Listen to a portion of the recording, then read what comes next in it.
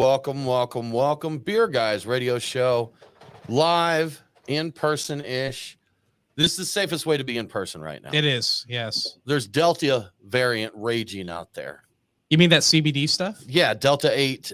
The Delta 8 variant of CBD. It's raging COVID, out there. Oh, which is that? Okay. Is that a hot topic? Yeah, and we're a little concerned about rolling back restrictions and things like that. But sure.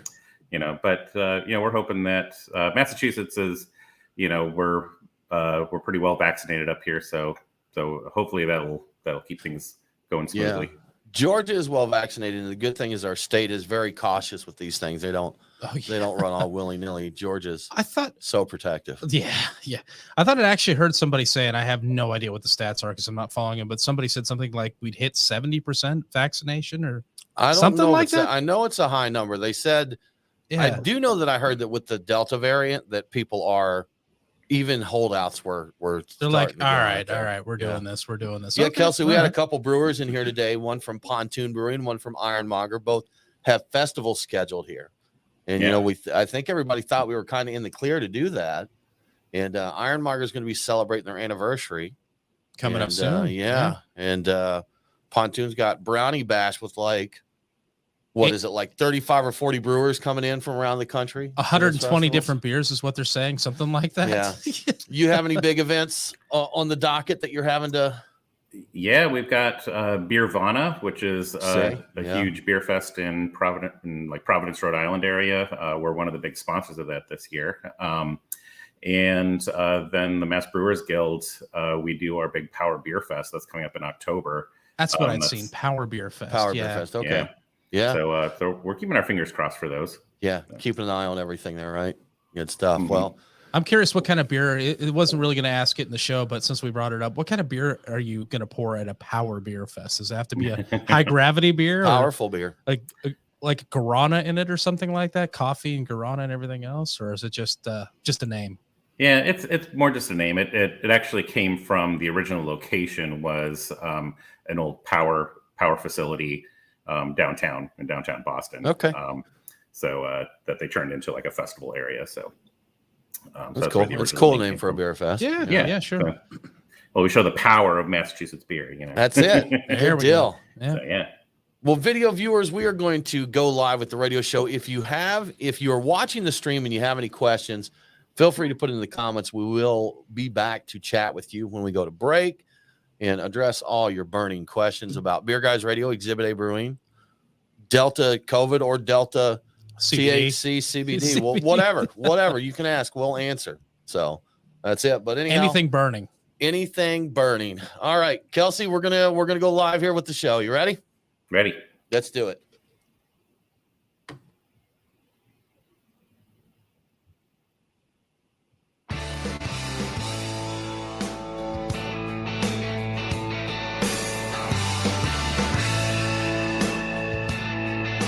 Open up a tab, grab a seat, and pour a pint. It's time for the Beer Guys Radio Show. You want free beer? Go to the brewery. Dedicated to the art, science, and enjoyment of craft beer. Yo, what's wrong with the beer we got? Now, here are your hosts, Tim Dennis and Brian Hewitt. And welcome to the Beer Guys Radio Show. We are broadcasting from the Beer Guys Radio Studios in Marietta, Georgia. And this week we're talking with Exhibit A Brewing. I'm Tim Dennis, and with me as always is my good friend and co-host, Brian Hewitt. Hey, Tim. Joining us today, we have Kelsey Roth, the General Manager of Exhibit A. We're going to talk about award-winning Kölsches, new IPAs, and possibly the right way to pour a beer, because I saw that it was a topic. It's a burning question I have. Burning question. Yes, we're doing all the burning questions. Kelsey, thanks for joining us. Thanks for having me. Absolutely. Massachusetts beer. It's a hot topic on Beer Guys Radio recently. It is. Wandering Soul last week. Good times. And he mentioned, I think, Kelsey, before the show, you mentioned you do know Matt over there at Wandering Soul. Yeah, so, he's a good guy. Yeah. Seems like a lot of good stuff happening. There's a little brewery near Boston, I think, that's pretty hot for the Northeast IPAs and stuff. So yeah, there's one out in Charlton too. Little one out there. But yeah, we're I may be biased, but we got the best beer out here in Massachusetts, I think. So yeah, good stuff, man. A lot good of stuff. beer prices vary everywhere, don't they, Kelsey? Wherever you go, you may find a little price. Have you happened to fly through LaGuardia recently? No, not recently. Okay. I haven't flown anywhere recently. Well, let me tell you what you would expect if you were grabbing you a beer at LaGuardia. So the internet lit up a few days ago with some beer prices there.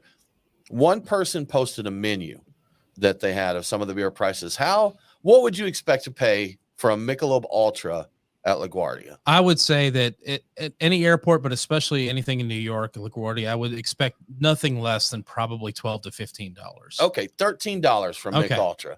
Yeah. A bargain, right, Kelsey? Yeah. $13 for Mick Ultra there. Now, if you want to upgrade to a fat tire, that's going to set you back $21. Oof.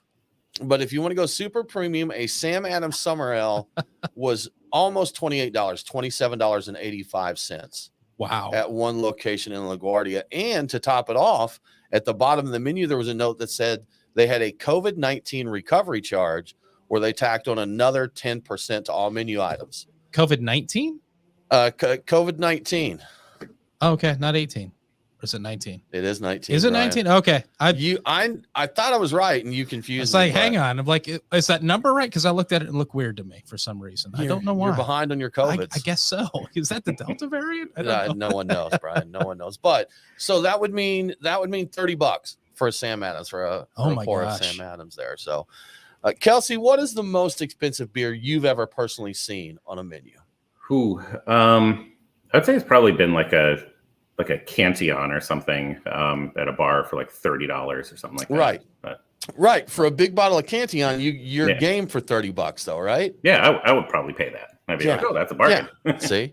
Brian, how about you? What do you think the most expensive you've seen is? Well, I know that's probably the one you're going to say, so I'm going to say something else. I was in New Orleans one time, and a Cantillon figured into it, and I don't recall the exact prices, but I think we had various spontaneous beers, 12 ounces, when we were paying in the 20s and $30s for just this little 12 ounces. Right.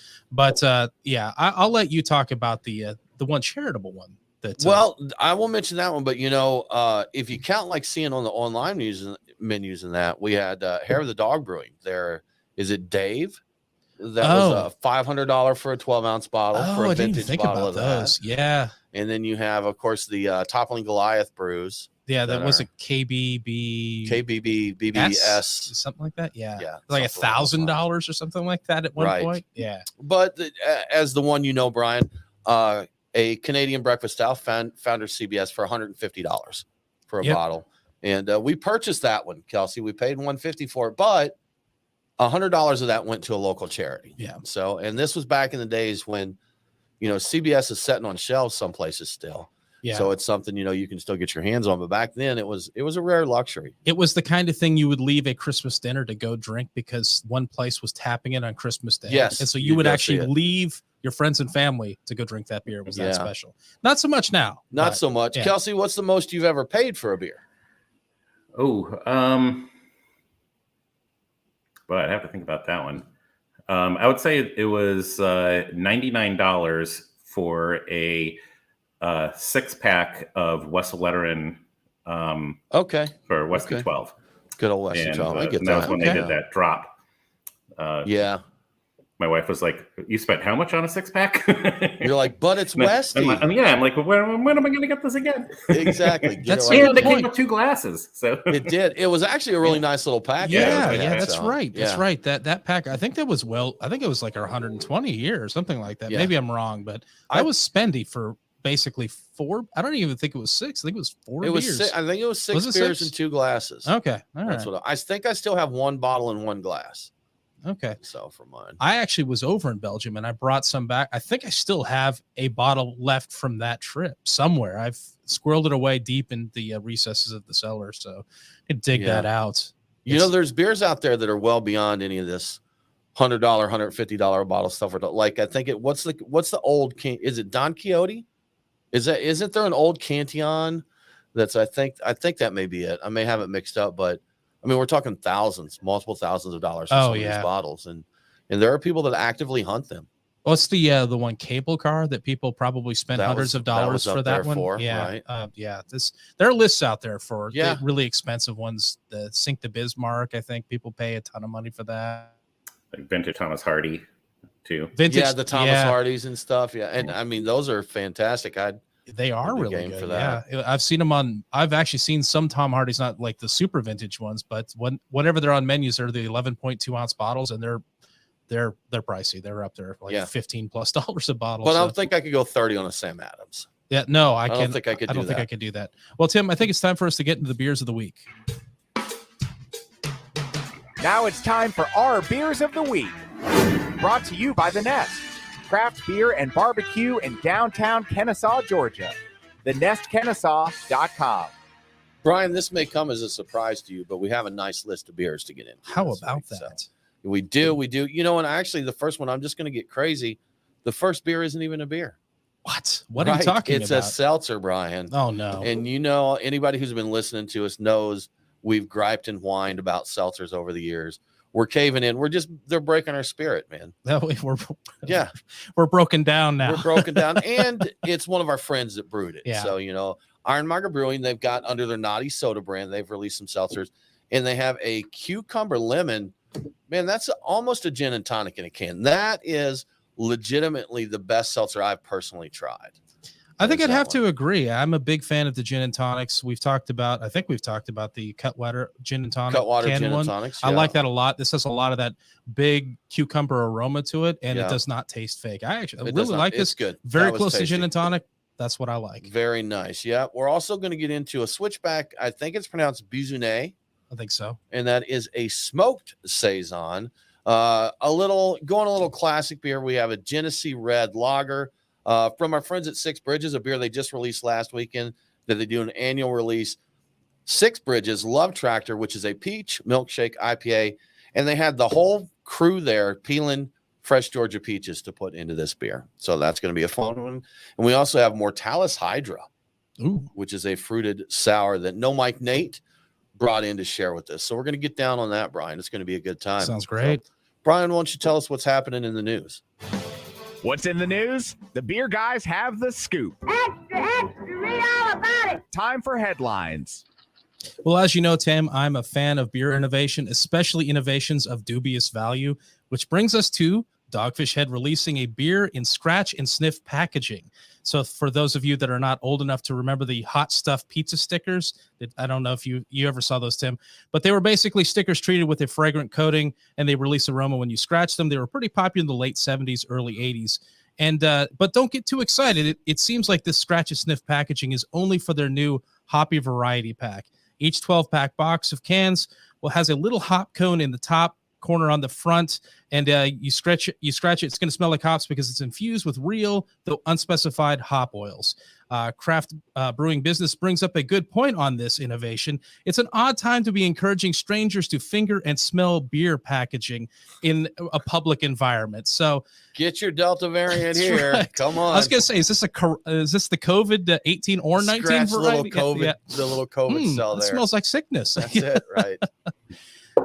So bad news for macro fans. According to Market Watch, Molson Coors is killing off 11 economy brands, and that's whole brands, not just individual beers. So like 100 SKUs, as they say in the beer selling business. Among the brands are Milwaukee's Best Premium, Keystone Ice, Steel Reserve 211 or 211, yeah, and a nostalgic one for me, Henry Weinhardt's Private Reserve, one of the first beers I've ever had, if not the exact first. So they're going to focus on premiumization and seltzers, Tim. A sad moment for you, Brian. Sad moment. Well, you're listening to the Beer Guys Radio Show. We do need to take a break, but we'll be back very soon with more from Exhibit A Brewing.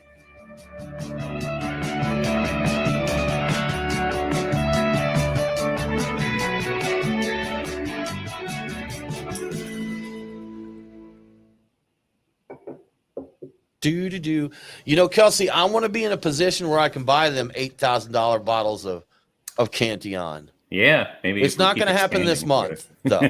So I want to be famous enough that people want to send them to me. Sure. I don't think I'm hot enough to pull that off, but I want to at some point be that. I don't want to buy it. I want people to like me enough to just send it to me. Yeah, that'd be ideal. I think that's how rich people work. It's like they stop buying things. People just start buying it for them. It does. Yeah, like people give them cars and stuff.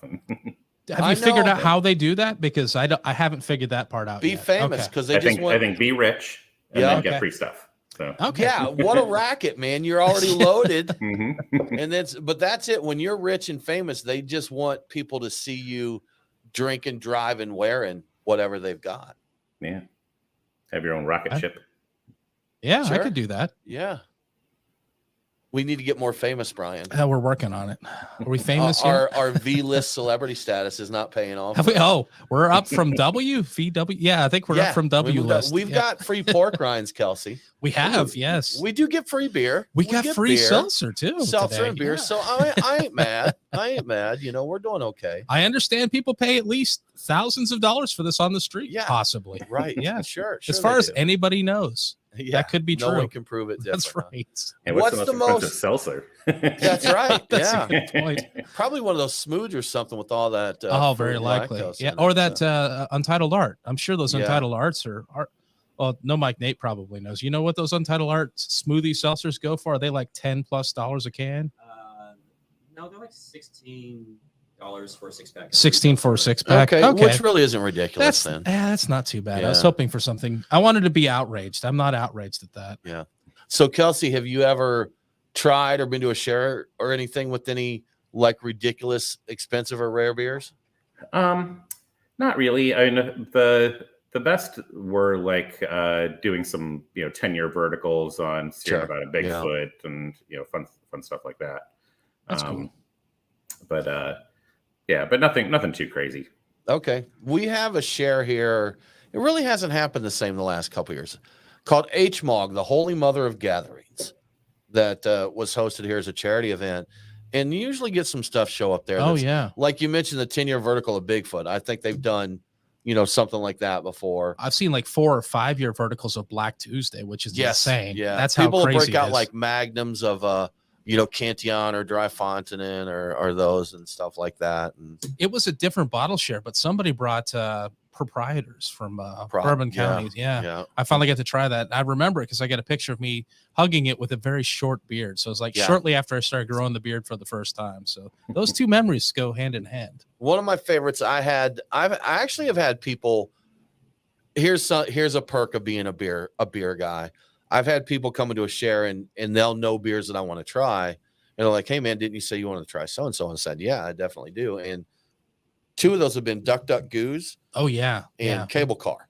So guys hit me up and say, "Hey man, I've got some of that. If you want to try it, I'll bring it." I'm like, "Yeah, absolutely, man." I had a random memory off of my phone of that Duck Duck Goose. I'd never checked into it, and it just came up on my phone. I'm like, oh my God.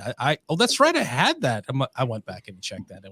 Gotta check. Gotta tick those wells. I man. had to tick the whale. Like, Gotta that's tick right. those I think it was at wells. Monday Night Garage, wasn't that? Yeah, probably. Yeah. We've done them at Garage. We did one at Wild Heaven. That was a Yeah. nice one. Did that. So Uh-oh. is the beer fridge getting in the way of the camera or vice versa? The earth is shaking. Yeah. Well, time to get rid of the camera. That's right. Yeah. Get that camera out of here, troublemaker. All right, we're gonna get another beer here, Yeah. and we'll go. But we're gonna go Bisounet. Yeah, it works for me. Let's do it. Do you know Switchback, Kelsey? I do know them, yeah, and I don't think know them they're- all personally. New but Hampshire? Yeah. I think they're Is it New Hampshire? I thought it was Vermont. Vermont. Yeah, they're from Yeah. Vermont. Yeah, It's they one of those Super nice skinny guy. states. Really they skinny. nail the Yes. classic styles, and they're They do. one of those like kind of old school craft beers. Yeah, they don't do the hazy IPA kind of thing. They were ones they converted me a little bit on smoked beers because he kind of showed me that a lot of the stuff I'd had before that said smoked, that's what it was the smoke. And I'm not about that. I don't mind it. Ron Cherry, I think, does that sound right? Possibly, man. I'm not And sure. he was saying that, just having it as a flavor component, not. I was going to say those guys Oh, there we go. are marvelous. That they paint the smoke onto a beer with a light touch and an was- artisan's That was straight paintbrush. poetic there, Yes, Brian. yes. Do you want My one of the goodness. switchback glasses? All right. Oh no, sorry. I already poured here, man. You I go am with a going. switchback I am going glass. to use a switchback glass if they happen Get to you a see little this. I'm like, Flint on fire. we're using that glass Some for your Bisounet. beer again. What are you sipping on, Kelsey? Well, I'm drinking a Goody Two Shoes. All right, Or- good stuff. or Kölsch. Good stuff, man. Awesome. Yeah. I hear Of course, that's an and okay beer. It's an Proper ale. glassware too. So. There you go. Oh yeah, man. Those are. That reminds me. We've got a brewery here called Halfway Crooks. That is Joran von Ginderochter. Yes. Sean Bainbridge. And Sean Bainbridge are the brewers there, but they focus on the classic styles. And Joran is from Belgium. He's, classic Belgian brewer. But they did for was it their first or second anniversary? They haven't been there 2 years yet, have they? I think they've been 2 years. Wow. But they leased a very large lot that is covered with trees. Long story, it's a beer garden. They've got a really nice beer garden, but they did a traditional Kölsch service in their beer garden. So that was pretty dope. I think they've done it twice now that I'm aware of. And one of them was for an anniversary. Or was it that where they had the Czech? It was just Kölsch. Yeah. It was just a Kölsch fest. Yeah, just Kölsch fest. Okay. Yeah, we've been talking about doing one of those too. It's the challenge is, how do you handle people who don't want to come and drink Kölsch? Like, do you say, well, it's just all Kölsch, so forget you. Or do we mix it up, or to say the whole table has to get Kölsch or something like that? So I can share some insight. The way they did it may be helpful. So they had everything on tap there, but if you were doing the Kölsch service, you paid like out the counter, and they give you a coaster, and whatever you paid got you 5 glasses. Okay. So they would come around, and the last time we did it, they had Kölsch. You could get Kölsch or alt beer. Yeah. And so you just got, your 5 ticks. And then if you went over 5, you went and got another coaster. That way they could kind of mix the two in there. And it didn't get in the way of anybody else doing anything. They just had people roving around refilling the Kölsch, the Kölsch glasses, but everybody else had to go up to the bar.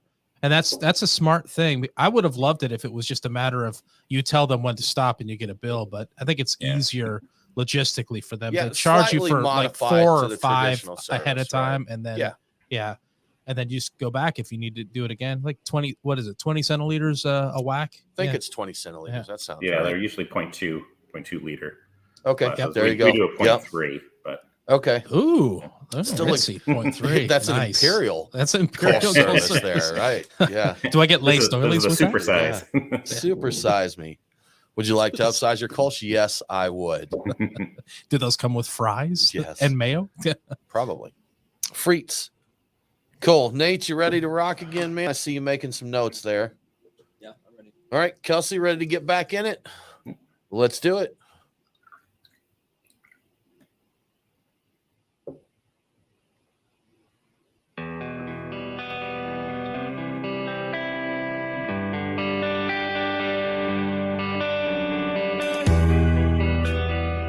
Follow the Beer Guys on Facebook, Twitter, and Instagram. What is tarnation? Now, back to the Beer Guys radio show. Welcome back to the Beer Guys radio show. Remember, all episodes are available on demand. So if you missed the broadcast, get the podcast. Beer Guys radio is available on all popular and unpopular podcasting apps. Now let's get back to Exhibit A Brewing Company. Kelsey, we're going to start with a simple question all about you. How'd you get into the beer biz? Well, I used to be a media producer, so I produced videos and websites and all that kind of stuff. But I kind of got tired of doing that, and but I was always into craft beer, and Belgian beer was really my first love. And I found that there was a local craft beer store out here in Belmont, Massachusetts, which is just outside of Boston. And they were going to open their second location, and they were looking for people to kind of come in and help them open the store. And the 2 women who were behind this were really, really ahead of the game when they came out with this idea. And I said, if I'm going to get into this industry, these are some of the people that I want to work for. So I opened that second craft beer cellar, was the name of the store. And I was wondering if that's what you were talking about there. Yeah. Okay. So I helped them open their second store. Then they brought me onto the brand team. I helped them open 26 more across the country.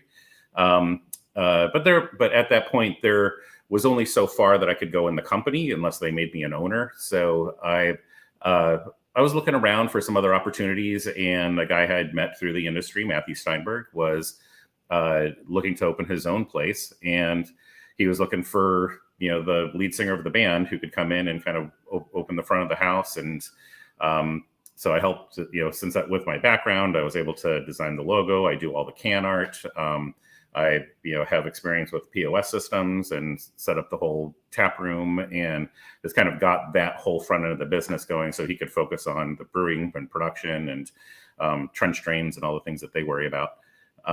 And so I've been now doing this for 8 years. I think I've been in the industry for about 8 years now. Okay. Have you ever brewed? You ever been in that stuff? No. Okay. All right. Are you interested in brewing, like home brewing or anything like that? Like people used to ask me this too when I was at craft beer cellars, like, oh, why don't you home brew? It sounds like so much fun. And I'm like, yeah, but it's like, I'm surrounded by world-class beers. Like, why would I want to make my own crappy stuff? So, it's a fair point. It is. It's a very good point. Sure. It's like, I've got professionals now who brew beer for a living, and then they make my beer now. So I've definitely had a few other friends that express that same thing. There's so much great beer around me, I don't have a need to do it. So it's a great point, because when we started homebrewing way back in the day, we were aware of some great world-class beers, but you couldn't find them hardly ever. And when they did come here, you chased trucks around town to get one bottle. And so you're like, well, we can figure out how to make our own and make do with the rest of the time. You don't have that problem now. You don't. No, barrel-aged beers everywhere. We haven't done it in a while, but I do still enjoy brewing. I enjoyed that aspect of it, and the social aspect. Home brewing, different game than commercial, of course. And there's so many people that they enjoy home brewing so much. They're like, I want to be a brewer. And I've heard, many stories of people getting out there when they realize that it's a factory job. It's physical labor. It's not the same as the 5-gallon batch with your buddies in the garage, cracking beers and ordering pizza. Some breweries are. Or fiddling around with Beersmith and tweaking recipes and whatnot, which was always a lot of fun. You don't get to do a lot of that. There's, what your IPA is. You gotta do this many gallons of it to get it out to market. You just got to do it over and over and over again, because some breweries, some get crazy out there. Have a good time with it. Yeah, we've hired a few guys who were home brewers, guys and ladies who were home brewers, and I always ask them like a few months in, it's like, so are you still home brewing? They're like, no. Nope. It's like I brew all day. I don't want to go home and brew more. So I think they say, okay, I'm just going to put that aside and just focus on the commercial side. It's the very rare specimen that goes home and does that. But who was it we were talking? Victory. He's got a mini production level brewery. Like, he's got a pilot system at home, and he still brews. He's got like 3 different beers on tap all the time. It sounded like Kelsey. He'd crossed over the bridge to the other side. Like, you brew for so many years, you don't want to home brew. But then Victory got so big that he wasn't really brewing. That's true. So it finally crossed to the point where he could brew again at home, while still having these breweries. So that's a fair point. Yeah, he's not doing a lot of actual brewing these days. So yeah, you wouldn't miss that. Yeah. We got to follow up with them on that collab we were talking about. Oh, that's right. Yeah, I have to look at the notes. I forget the details, but we'd have to check in on that. So what's the story behind the name, Kelsey? This is probably the number one asked question when people come into our tap room. It's like, so where'd the name come from? And, or people are like, so, were you founded by lawyers? And the question of that is no. The name actually came from the scales first. Matthew, who is our co-founder, he always wanted to do something with scales. And for him, scales mean balance. Beer is about balance. It's about balancing, bitterness and sweetness, or hops and malt. But the concept that he wanted to do is, he's been brewing I like to say his brewing career is now old enough to drink. Okay. And, but he'd always been brewing for other people. So this was his chance to kind of do his own thing and also kind of get back that quality of life. So it's balance in life, balance in ingredients, balance in beer. And his business partner really liked the concept of the scales and said, I really like that, because I always thought Exhibit would be a cool name for a brewery, because when you see cans on a shelf, with all the artwork and everything, it's kind of like an art exhibit. And sure. So, but Exhibit Brewing Company didn't quite have a great ring to it. So they kind of said, well, how about Exhibit A? And that kind of sounded a little bit better. I always liked it because for me, beer is about the stories that you create with beer. It's it's where you have it. It's who you have it with. That's sometimes more important than the beer itself. So I like that concept because every great story would begin with an Exhibit A. So Sure. You start That's, with A. great point. I was talking to a friend recently who we've known each other 30 years. We've lived on the other side of the country from each other for like 20 years. But in our younger days, we enjoyed as many Miller Genuine drafts as we could back. And we were talking, and he's going through a tough time right now. He's like, man, I need you to meet me at the bridge. I'll bring the MGDs. You bring the pork rinds. And I tell you what, I wish we were close enough to hang out at the bridge and drink those MGDs, because like you said, it's not always about the beer, just kind of the memory, the moment, the person you're with there. And it'd be good to get back there with the old buddy and hang out on the country bridge drinking some MGDs. You could FaceTime them or something and both hang out at different bridges there you and go. eat pork rinds and drink MGDs. We can do it. We have the technology. Yeah. Everything is remote. So you were named the most underrated brewery in Massachusetts by Thrillist. That's do you think that's a fair thing? Are you underrated? We're taking that as a compliment. Okay. We've been around for just about 5 years. And I think, in some ways it's easy to get overshadowed by the big names, like Trillium and Treehouse and Jack's Abbey. And, and we're in Sam Adams' backyard, and we're in Harpoon's backyard. So it's sometimes easy to get overlooked by some of these bigger names. But we've always just been focused on quality and putting out good beer and creating a good experience when you come visit us. And, so we took that as a compliment. We said, hey, thank you for recognizing what we're doing. And that, we love that they recognize that in the midst of all of these other great breweries that, we're right up there with them. Sure. There's room out there to play if you got skills. Mm-hmm. It's because you're surrounded by greats doesn't mean you're not also great, just not maybe as large and great. So as recognized. Yeah, exactly. Right? Yeah, it's hard for everybody to have the spotlight all the time, Yeah. Kelsey, did I hear correctly? I watched some other interviews you did out there. Are you in Jack's Abbey's original or old location? Is that right? Yes. So we took over their old building when they moved to their much larger facility. So we're still about, half a mile down the street from them. So you got the good juju there from them, right? Oh, yeah, absolutely. Take advantage of it all you I think can. I heard part of that where they just took over the lease. It was kind of a cool thing where it was just like, hey, we're done with this. Just take over the lease and it's yours, which is crazy. Is that right? Is that how that worked? It was a little more complicated than that, but but we did buy their old brew house and some of their old fermenters and things like that. So so it probably shaved 6 months off of our startup time. I have not done the Northeast tour the last time I was up in the Northeast, I lived there and I was 15 years old. So I got to get back up because there's just so much great beer, up there. There's a lot of great beer around the country, but man, the Northeast has really got a nice density there. I'd love to get up there. We'll have to do it, Brian. We'll have to get it planned. Yeah. Well, you're listening to the Beer Guys Radio Show. We need to take another break, but we'll be back very soon with more from Exhibit A Brewing.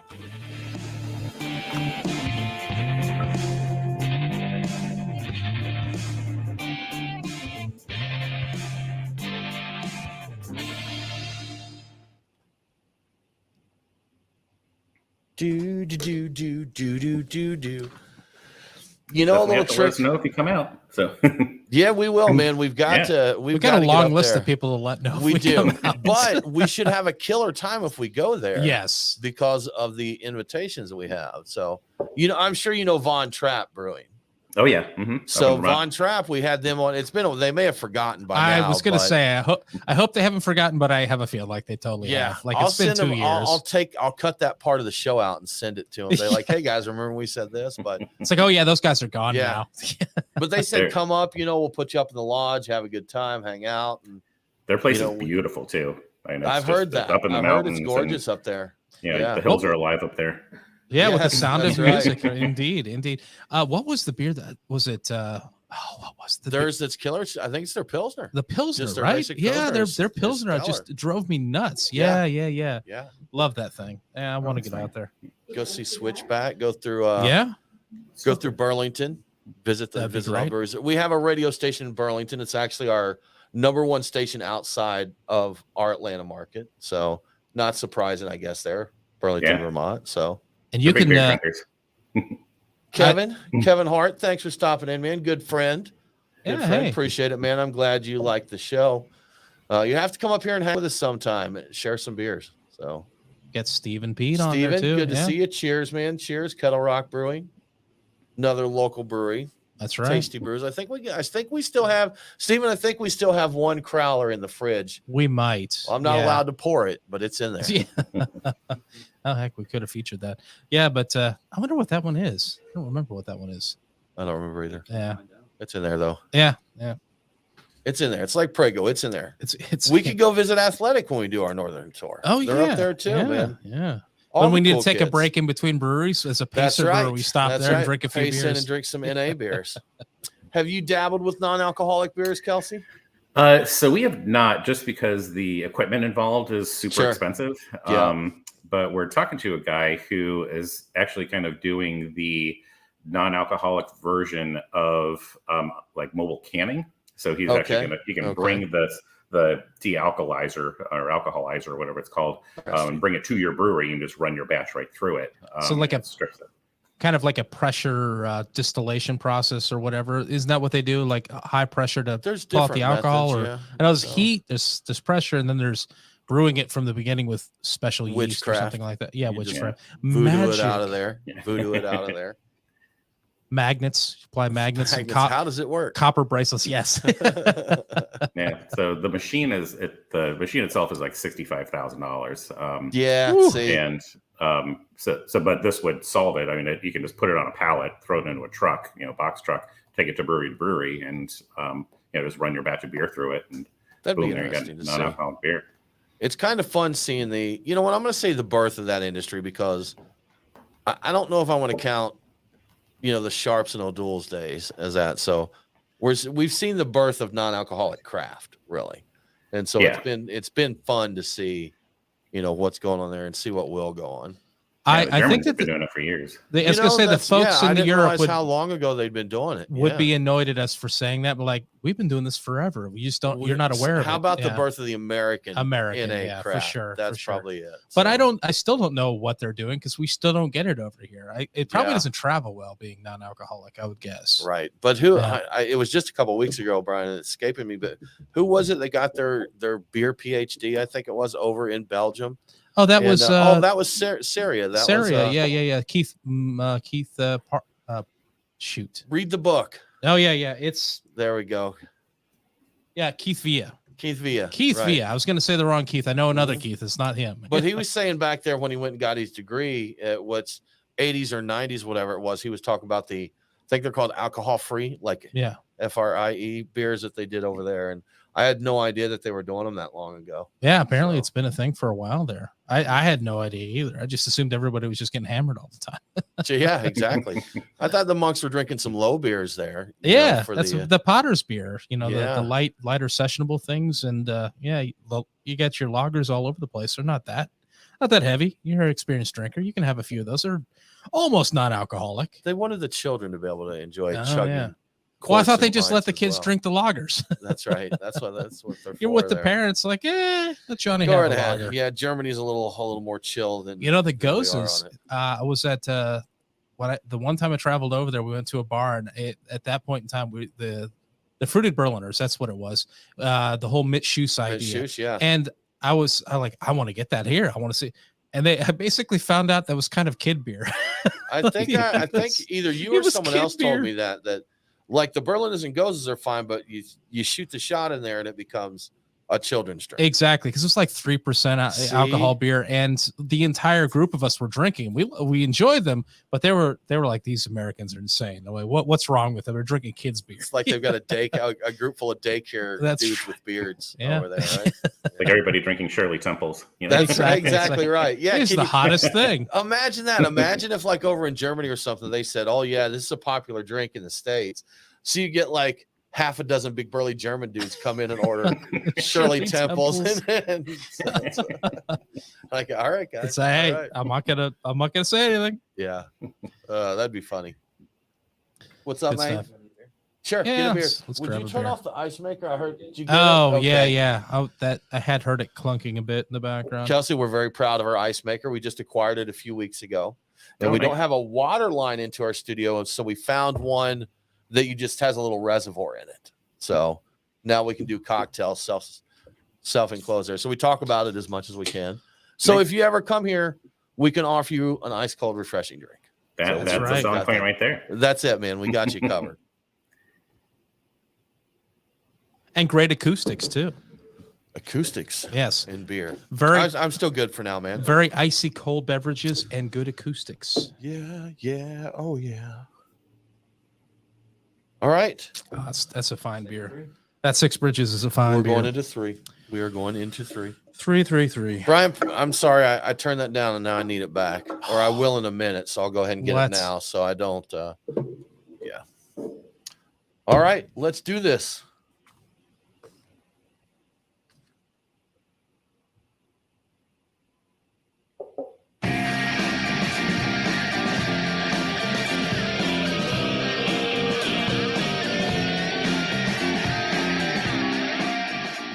Follow the Beer Guys on Facebook, Twitter, and Instagram. Roger. What's our vector, Victor? Now, back to the Beer Guys radio show.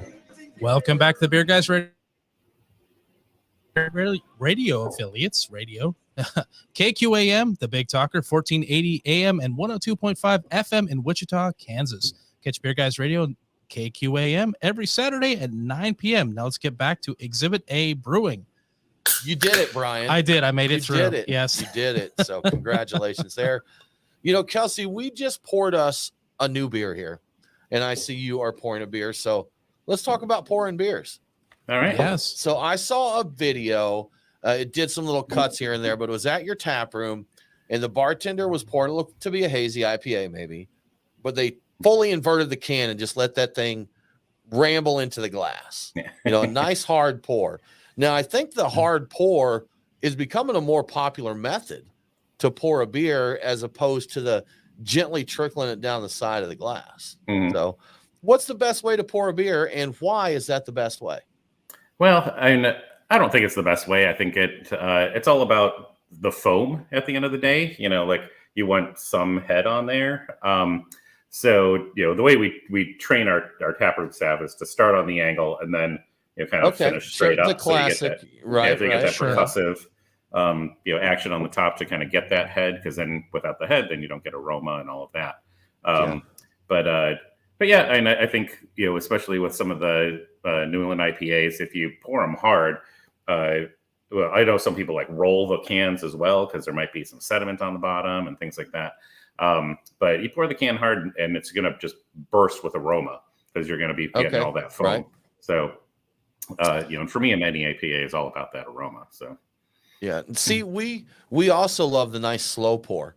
Go in a place where you get a nice slow pour where the foam on them is like thick as meringue. Oh yeah. It just stands up on the with glass. the side pour faucets. And Yes, the nice side pours there. Do you man. have They any make of a nice those? beer. We do not, but they're getting pretty popular. Especially with like the lager focused breweries out here. Yeah. Have you tried your Kölsch out of one of them? Has it ever been served on the side pull? I have That not you're aware yet. of? No. Okay. Well, we're gonna have to get on draft at one of the bars that does those. So Yeah, have to talk them into that. Well, I've learned though, Kelsey, because I'm a professional drinker, Yeah. that I'll go to the bar and I'll order my slow pour side pull beer, but I'll order another regular one while I'm waiting for that one to be poured. Yeah. So there's our pro tip from the beer guys. Well, it's like And- a Guinness, like you'd have to wait for the Guinness, so. Right. And I have experimented with the faux slow pour, where it's a matter of a lot of pounding of the glass and a hard pour, and you get a bit of a softer beer. And I got to tell you, the aromatics are huge. You can get some very impressive aromatics out of beer. It completely changes up the beer. Like that hard pour with a good like thick head on it, but it takes a little work to do. It's just yeah. Well, we've got the physics machine here in the studio. Oh that yeah.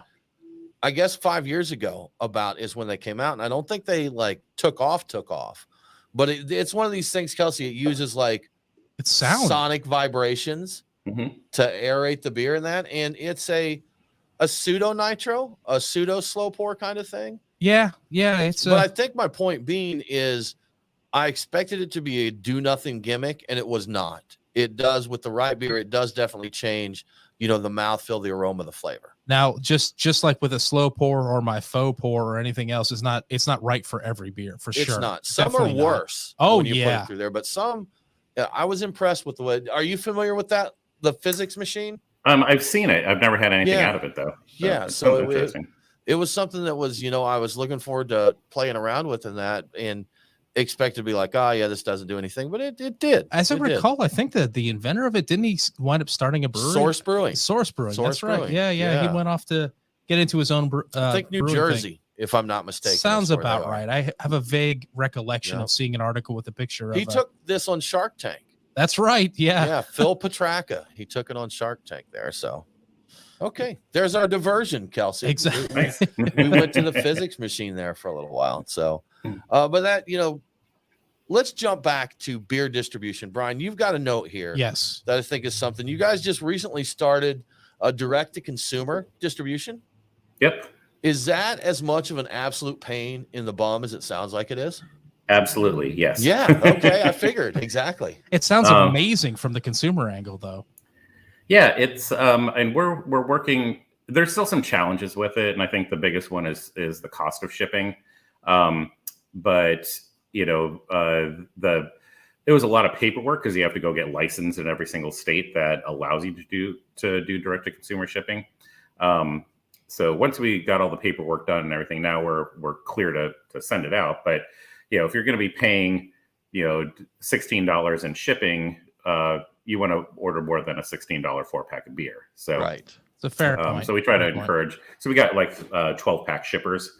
So we encourage people to fill up that box, and makes the shipping more worthwhile. That was one of the things. Sorry, Kelsey, go ahead there.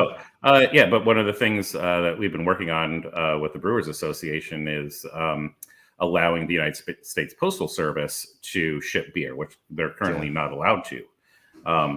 So if they could ship beer, then that would bring the price way down, and make it a lot more viable too. Yeah, That's a I good know point. they've been. Yeah. I know it's been talked about a couple times, and they said they're really pushing that, to let the USPS do beer deliveries. Boy, the way they're hurting, they better get everything they can. Oh, for sure. And get it in there.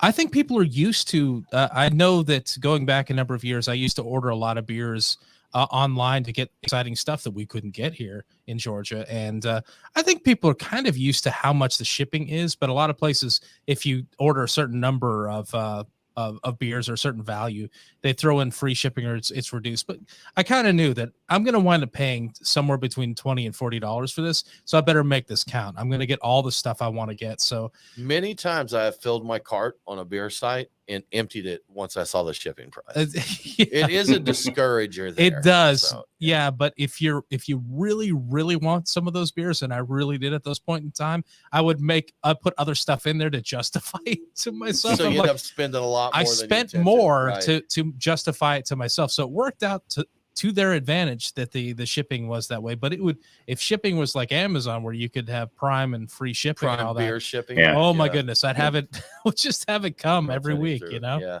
How are people going to that, Kelsey? Is it doing well for you? It's doing okay.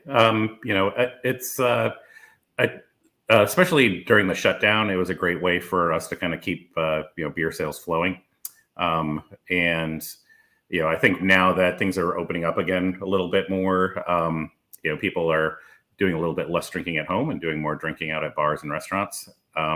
So it slowed down a little bit I think because of that, but it's still out there. And I think it's a great option, especially, if people, I think what we're seeing a lot of is people who live around here who are big fans of our beer, sending it to their friends and family. It's Okay, like, oh, cool. you got to, this is my favorite brewery from Massachusetts. Check these out. So it's a little bit more of that than it is, people in Virginia going, oh, I can get Exhibit A. So Do you do like local deliveries there where you're at, or is that still like shipping?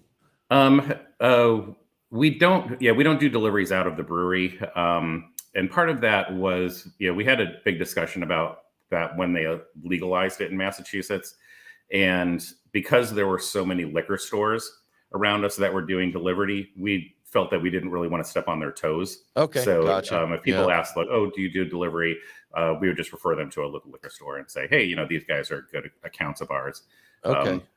Just give them a ring. We had the stepping on toes discussion here back in 2017. They passed the law that allowed our breweries to do direct sales finally. And, of course, from the retailers lobby, there was a lot of people that said they didn't want, they don't want to compete, hey, I'm your retail partner. I'm the one that sells your beer. So yeah, you're cutting me out, taking my profit.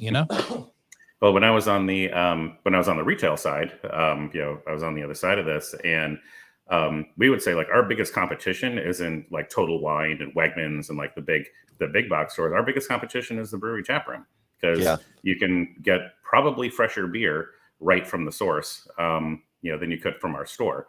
So we have to be able to, make sure that our beer is just as fresh, and two, make sure that we have a great variety that maybe they can't get in the state.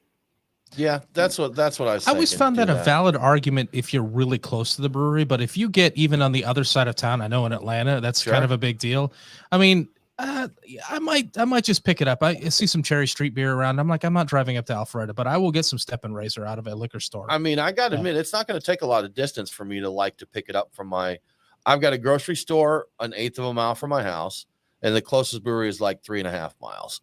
It's a no-brainer for me. There's no point for me to drive, 3 miles when I can go an eighth of a mile and get it. So, Perfect. Absolutely. Well, you're listening to the Beer Guys Radio Show. We do need to take another break, but we'll be back very soon with more from Exhibit A Brewing.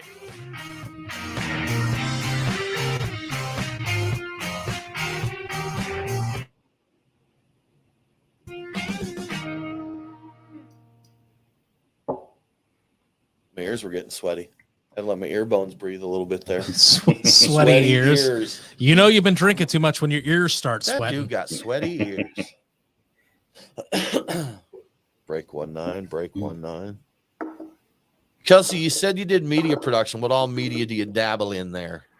So I did everything from local TV commercials to I did a lot of corporate video, and like sales tools and stuff like that. Okay. And then I did a lot of graphic design and print media and motion graphics for videos and stuff like that. So I always see the folks that do that kind of stuff, and I'd love to. I'm like, that's cool. I'd like to learn to do that. And then I'm like, nah, I'm not going to spend the time it takes to learn. From the little bit of dabbling I've done in, I don't even remember what software it was for like the video stuff, video editing. I'm like, oh, this is kind of neat. I'm like, I never want to spend this much time on a clip of video again, because I've seen this 900 times and I'm sick of it, but it's cool. The finish, when it's all comes together at the end, if it ever does, it's very cool. I just don't have the time to put into another activity like that right now. Like, a 30, this, Kelsey, a 30-minute video, you can spend just a ridiculous amount of time editing that to get it right. Heck, even a 10-minute video. I was thinking like the commercials, 30-second videos where you got to get it all tight. 30-second commercials. Yeah. So. See? You got to get all that tight. Nobody got time for that. Yeah, you can't waste a second when you've only got 30 seconds to bring your idea across. Yeah, absolutely. Got to recut that stuff constantly. So we do commercials for our sponsors, and the thing that is my worst struggle is we've got subscriptions to several different like music repositories or whatever. Yeah. Man, I struggle so much with getting the one that I think sounds right. Finding the right song. I'm like, nah, this doesn't fit the pace, or it doesn't fit the vibe of the commercial or whatever. And the client will object. I'm like, this isn't what we wanted. Sure. It's the wrong feel. Yeah. I will say I've got a pretty good success rate though, Brian. There's been a couple times where they're like, no, this doesn't. But a lot of the times once we get it over there, they're like, that sounds good, man. Let's go. Yeah, I couldn't deliver on the ResTech one.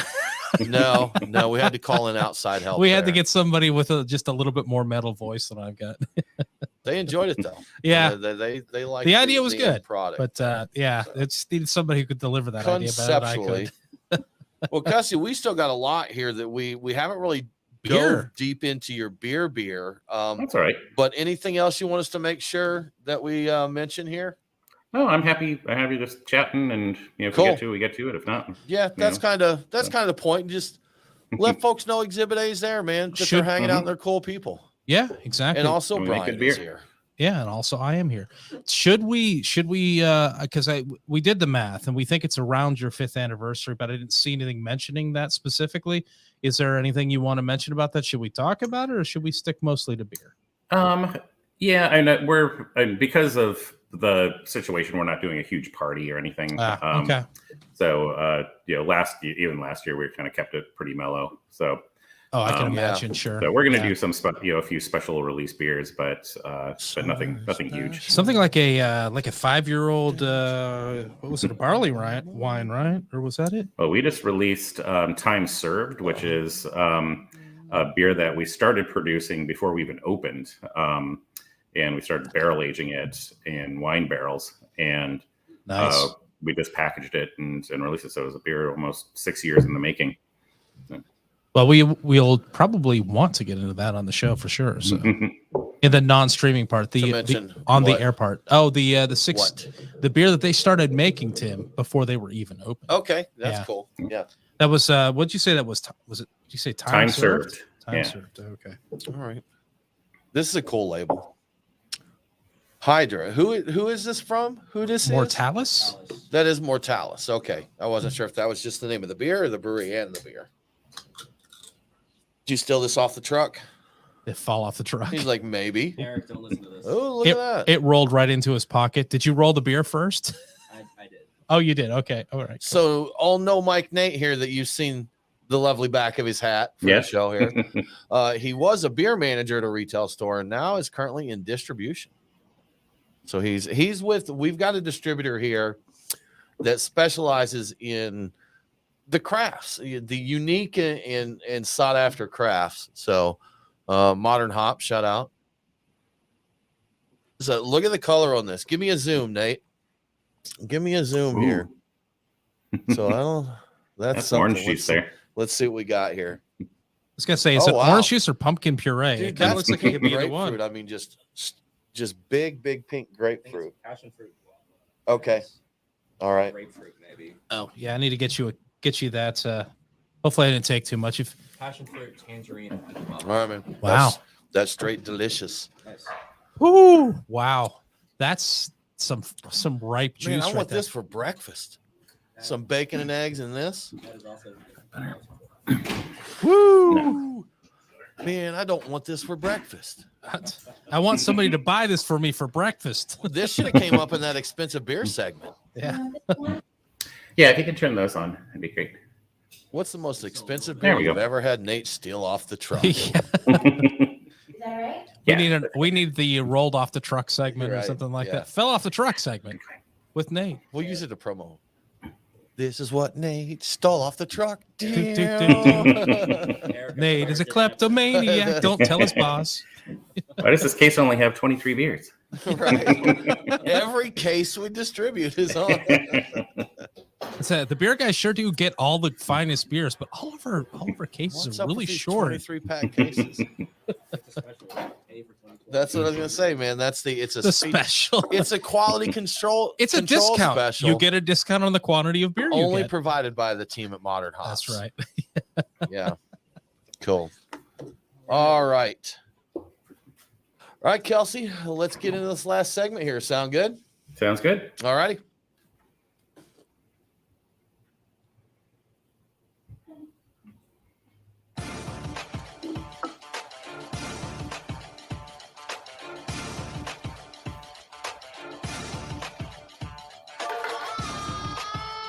Follow the Beer Guys on Facebook, Twitter, and Instagram.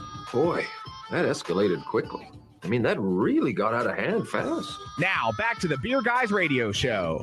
Welcome back to the Beer Guys Radio Show. If you enjoy the show, please consider supporting us on Patreon. Just go to patreon.com/beerguys. Patrons get cool perks like Beer Guys swag and commercial-free episodes. Now let's get back to Exhibit A Brewing Company. Kelsey, we want to talk to you about a lot of your cool beers, but before we do, there's something here that I just think is super awesome that I'd like to talk about a little bit. So on Sundays at your tasting room, you do something called Autism Welcoming hours. Is that right? Yep. So what is that? So we're as far as we know, we're the first brewery in Massachusetts to actually become a certified Autism Welcoming business brewery in Massachusetts. And what that means is that our managers and staff went through a training session with the Autism Alliance and Advocates, which is a nonprofit group out here who focuses on advocacy for people who are on the autism spectrum.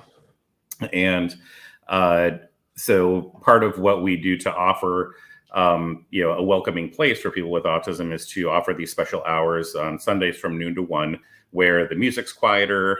People can come in, request special tables, and things like that, depending on what their sensitivities might be. And our staff is ready and prepared to help them out. That's cool. They're welcome, of course, anytime. And we have, sensory kits that they can request that has like headphones and, like devices, that they can squeeze, or puzzles and things like that, coloring pages, things that can help them kind of relax and kind of get into their space. And it's, for us, it's another way that we try to be more inclusive and to make sure that we're welcoming to everyone who comes to the brewery, and that they feel comfortable being there. And that's what's most important for us. That's pretty awesome. That is pretty cool. I've never heard of that. I'd never heard of that before, but I can understand why. I'd heard of other businesses doing something similar, where they basically not just the sound, but the overall sensory experience. Well, like the lighting is too bright. Like even the lighting here in the studio noises, would be too intense. Textures, all kinds of stuff. Yeah. So That's so let's talk about some beer. Let's your latest release, Short Sell. Tell us about that. What is this beer? So Short Sell is we say it's the kind of it's a partner beer to another beer that we released called Market Gap. And these two IPAs we're calling them American IPAs for lack of a better term, but we wanted to really kind of straddle that line between a New England style IPA and a West Coast style IPA. So it has the kind of hazy juiciness that you would get from, it's not like completely hazy, but it's got a little bit of the haze and some juiciness that you would get from a New England style IPA, but then it has a nice assertive bitterness to it too. But the real kind of tie-in that these two beers have to each other is their local grains. So they are brewed with entirely locally grown, locally malted grains. And we did some calculations and we figured out that for every single 12 or 16 ounce can that you drink, you are supporting 3 square feet of local farmland. So we think that's pretty cool. That's pretty cool. That's like those things that do. You should start selling titles like Lord and Lady titles to that 3 foot of farmland, like that. Oh yeah, it's like 1 square foot. Oh, you thinking like the NFTs or whatever?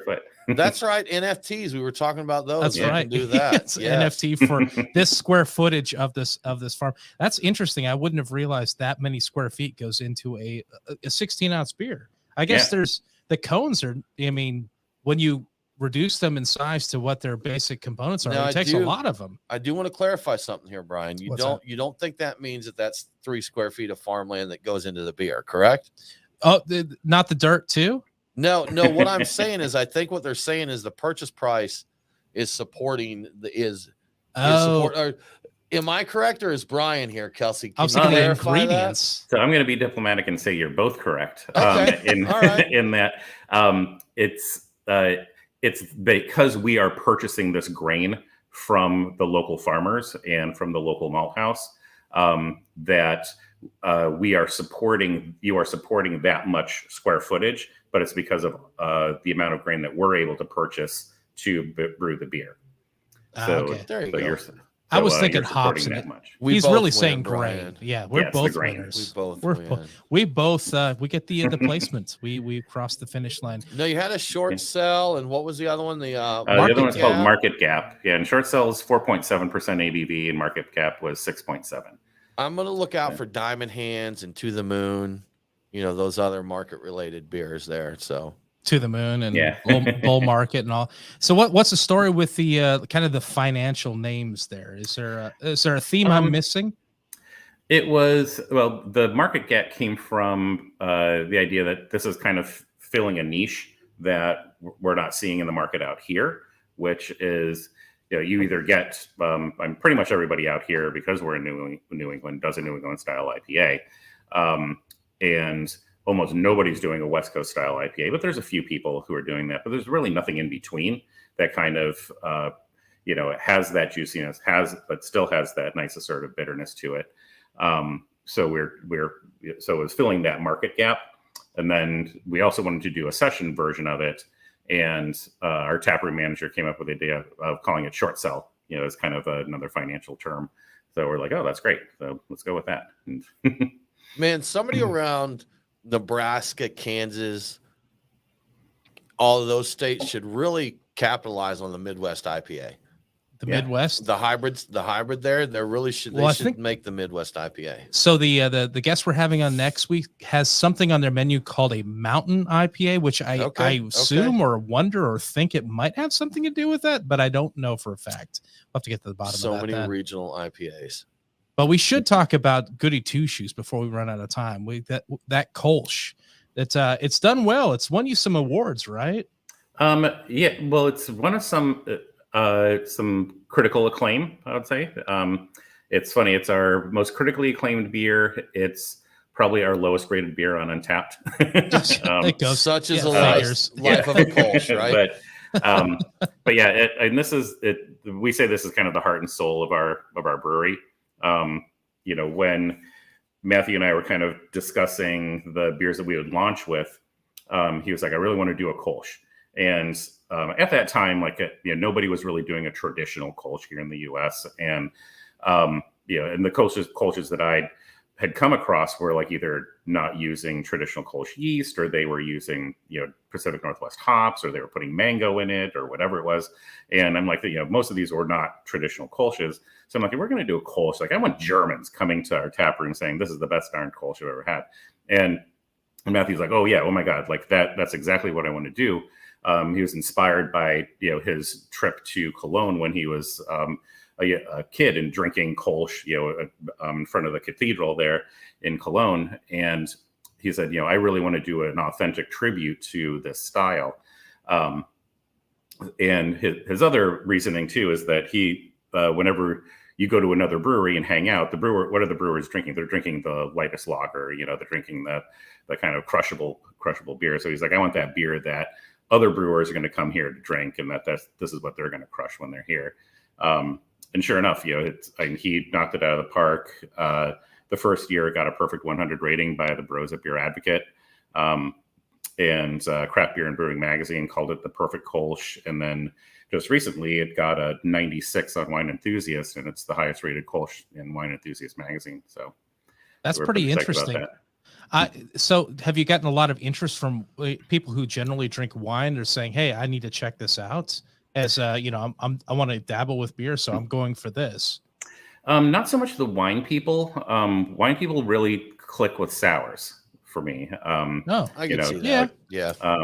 But we do get, the people who are really into this beer are the ones that understand it, and that either have been to Cologne and have had Kölsch, or they really get what this beer is about and really love it. And when we launched in Southern Maine, we got invited to the Maine Brewers Guild Festival. So we were pouring beers there, and we brought the Kölsch, and we were cracking up because all the other brewers from the other breweries were rushing up to our booth and going, I heard I got to try the Kölsch. I heard I got to try the Kölsch. Get the Kölsch. This is what we want. This is exactly what we were going for. So.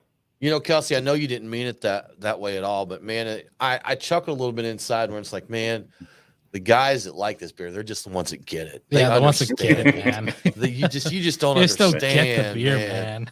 Well, I would say the ones that really love it. But it's a super easy drinking beer. It's a great beer in the summer. It's one of our top pours in the beer garden, all summer long.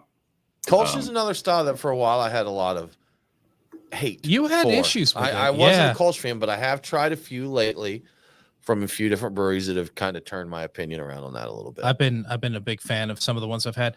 So if you can get it in really quick, time served. This is a beer that you just released that you started right before you even got going with the brewery, right? Yeah, this was one of the first runs that we did through the brew house. We put it into wine barrels. We aged them for several years and then put it in bottles, aged it for longer, and it's been almost 6 years in the making. And boom, there it is. That Kelsey saved your butt there, Brian. He knew. Yeah, he knew. He did. That was very expeditious of him there. So yeah, thank you, Kelsey. Kelsey, thank you so much for joining us, sharing information about Exhibit A Brewing. If folks want to keep up with what's going on out there, what is the best way to do it? Follow us on Instagram and on Facebook. We're Exhibit A Brewing on both of those. and then check out our website. And then when you're in Massachusetts, come check us out. Come to the tap room, right? Yeah. Good deal. Sounds great. Well, that about wraps it up for this episode of the Beer Guys Radio Show. Join us next week as we talk with Roadhouse Brewing. I am Tim Dennis here with Brian Hewitt. Thanks for tuning in. Have a great week, and don't forget to drink local. Cheers.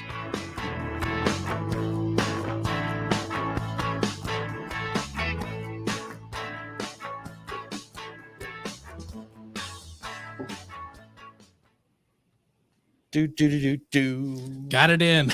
You did. Kelsey was there for you, man. I saw those hand signs. He saw it. He knew what was going on. I took a gamble and it paid off, Tim. It paid off. Once, yeah. Throw enough darts to the dartboard, Brian. That's right. This is the greatest show ever.